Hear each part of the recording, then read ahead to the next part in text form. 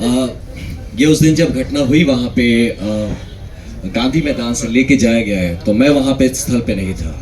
मुझे पता चला तो मैंने तब ये भी नहीं पता चल रहा था कि लेके कहाँ जा रहे थे। मैक्सिमम मैंने जिसको फोन लगा सब बोले पता नहीं भैया कहाँ लेके गए, एम्बुलेंस में लेके गए, कहाँ लेके गए, हम लोग यहाँ देख रहे हैं वहाँ देख रहे हैं, किसी को नहीं पता था। तो किन्हीं कारणों से कैसे भी करके मैंने अपने तरीके से उसको पता लगाया कि वो एम्स की तरफ जा रहे हैं। मैं वहां से तुरंत निकला, इनके एम्स पहुंचने के 15-20 मिनट में पीछे मैं भी वहां पहुंचा। जब पहुंचा तो पहले रोका गया, भाई कहाँ जा रहे हैं, क्यों जा रहे हैं।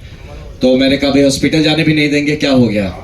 तो नहीं सर हम तो आपको जानते हैं, अब तो इसलिए रोक रहे क्योंकि पहचान गए हमको। तो मैंने कहा बिल्कुल हम मिल सकते हैं। आपने क्या किया, आपने किसी को खबर नहीं है कि आदमी गया कहाँ, आप हवा में उड़ा लेंगे, किडनैप कर लिया, किया क्या आखिर उसका, मुझे पता होना चाहिए। तब तक एक हमारे डीआईजी साहब अंदर थे, वो आए बोले हाँ हाँ आने दीजिए इनको, आने दीजिए। मैं अंदर पहुंचा, वहां पे जाके जब वहां देखता हूं तो बहुत सारे ऑफिसर थे। ये एक बहुत इंपॉर्टेंट बात आप सबको बता रहा हूं, ये डीजीपी साहब से रिक्वेस्ट करूंगा इस बात का संज्ञान ले। एक आदमी का रैंक नहीं दिख रहा था, कौन कौन से ऑफिसर हैं, किसी का नेम प्लेट नहीं था। डीके बासु गाइडलाइंस बोल के कुछ है धरती पर। ये डीके बासु, मैं खुद ऑफिसर रहा हूं, मैं जानता हूं कि आप अरेस्ट, डिटेंशन, ये सब जो प्रोसीजर्स का तरीका होता है। इतनी अनप्रोफेशनल पुलिस मैं मतलब धरती पे नहीं सोच सकता कि भारत में आज भी ये सही में ये बिहार का वो जो गाना था, आइए बिहार में ठोक दे कट्टा कपार में, यही पुलिस कर रही है। इतनी अनप्रोफेशनल। मैं रैंक क्या है, नाम क्या है, कौन है, किसी को नहीं पता। ये तो बैंड ऑफ कौन है, हमको क्या पता, कोई बहरूपिया हो, कोई गुंडे हो, ये सच में पुलिस थी या नहीं, एक बंदे का नहीं दिख रहा था। आधे से ज्यादा ने कैप नहीं पहना था। बिहार पुलिस भी है कि नहीं पता नहीं, अब है कौन। तो वहां मैं सबसे पूछ रहा भैया आप कौन है, क्या है, हाँ बताया जाएगा। वहां पे आते हैं, रूम में मैं बैठा था, आके कहते हैं आपको मेडिकल टेस्ट करना होगा। प्रशांत जी पूछ रहे हैं किस केस में लाए हैं मेरे को, बताया जाएगा। अरे व्हाट इज बताया जाएगा, आपके कुछ नेचुरल राइट्स, फंडामेंटल राइट्स है ना, आपको पता तो होना चाहिए आप डिटेन हुए हैं, आपने मुझे अरेस्ट किया है, बताया जाएगा। तो बोले जब आपको ही नहीं पता आपने मेरे साथ किया क्या, आप कैसे भाई, आप पता नहीं, आप मुझे इंजेक्शन के नाम पे जहर दे देंगे तो कौन जानता है। इतनी दुश्मनी जब दिखा रहे, आप जहर भोग देंगे मेरे अंदर और फिर कहेंगे किसी कारण से मर गया ये आदमी, तो ये रिस्क होता है ना। तो वो आदमी कैसे बोल दे कि हाँ आप मेरे शरीर के संग आप चेकिंग करिए, कुछ भी करिए, आप प्रिक करिए, कौन जानता उस नीडल में क्या लगा के प्रिक करेंगे। तो ये सब का गारंटी आप कैसे आप उस आदमी पे भरोसा कर सकते हैं जो कि अपना आइडेंटिटी डिस्क्लोज करने को तैयार नहीं कि वो है कौन जिसने डिटेन किया है। हमें क्या पता बिहार पुलिस ही है कोई और है। तो ऐसे सिचुएशन पे ये प्रशांत जी कहते हैं कि भैया आप हमको पहले बताइए कि हमको लाए क्यों है, आप कौन से केस में लाए हैं, कोई पुराना केस है, नया केस है, केस का नंबर बताइए, आप हमारे चार्जेस बताइए, कहां लेके जाएंगे यहां से ये बताइए, मुझे इन्फॉर्म तो करिए किसी को कि भाई हम कहां पे हैं। हमको फोन नहीं करने दिया जाए, भैया फोन मत करिए सर, फोन ऑफ रखिए।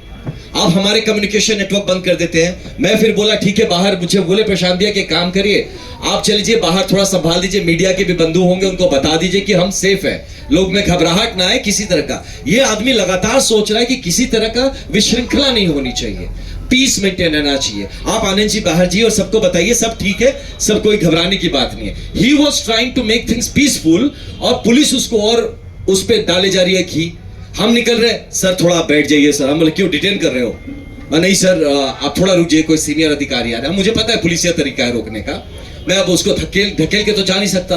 मैं उससे पूछ रहा हूं अच्छा आप कौन है, सर बता देंगे सर आप थोड़ा सा बैठ जाइए।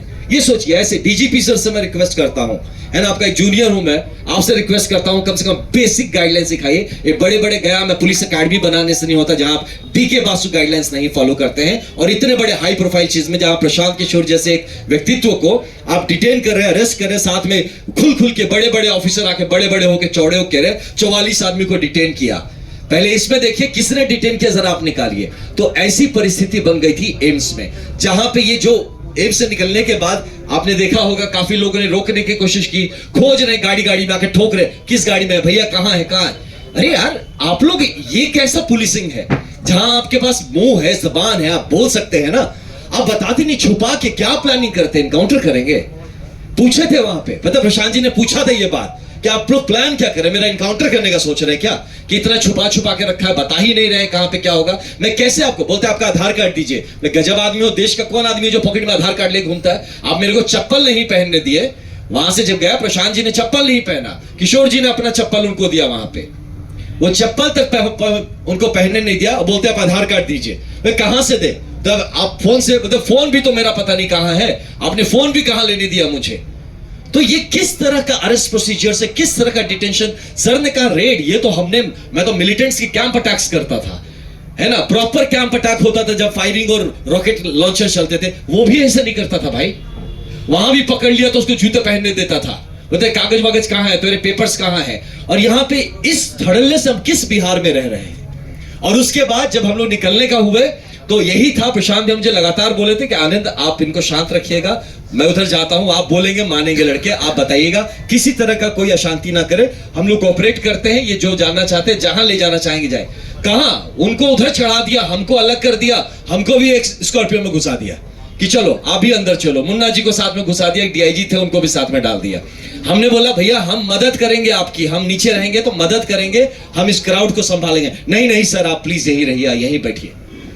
ये चीज करके फिर प्रशांत जी को अलग, हम लोग को अलग, हम लोगों को भी जब निकाला हमें भी नहीं पता हम कहां जा रहे हैं। फोन बंद कर लिया, फोन छीन लिया, उसे कुछ हम पूछ रहे बार बार, जो लड़के थे, किशोर जी थे गाड़ी में, आप हम पूछ रहे थे भैया आप कौन से रैंक के हैं, क्या नाम है आपका? जी सर, सर मैं यहीं से हूं सर। वो भी नहीं बता रहा है। तो उसका थोड़ा सा, अब है तो आईपीएस भी थे, हम भी भाई, तो ठीक से समझाए उसको, डीके बासु की बात किए कि तुम्हें पता मैं तुम्हारे ऊपर इसके लिए हम कंटेम्प्ट डाल देंगे कोर्ट में कि जिस आदमी ने हमको डिटेन किया उसने अपना आइडेंटिटी बताने से इंकार कर दिया, तुम कौन हो?